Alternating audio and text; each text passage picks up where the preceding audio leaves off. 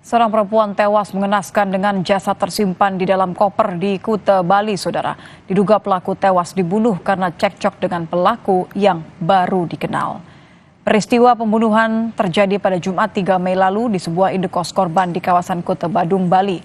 Pelaku yang datang ke indekos korban kemudian terlibat cekcok sehingga pelaku menganiaya dan membunuh korban.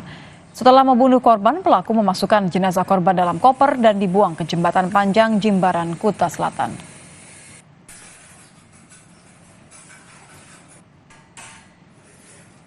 Sementara pelaku pembunuhan perempuan di indekos dan memasukkan jenazah ke dalam koper telah menyerahkan diri ke kantor Polsek Kuta.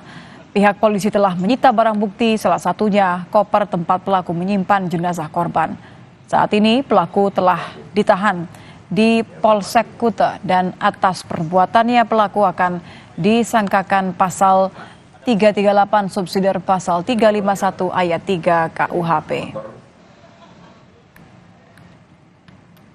Dari pelaku sendiri, yaitu inisial AR ini, sempat sembunyi di rumah kakaknya. Disarankan untuk segera menyerahkan diri. Setelah itu baru kita amankan dan kita lakukan proses. Sekarang alhamdulillah tersangka berada di tahanan Polsek Kuta.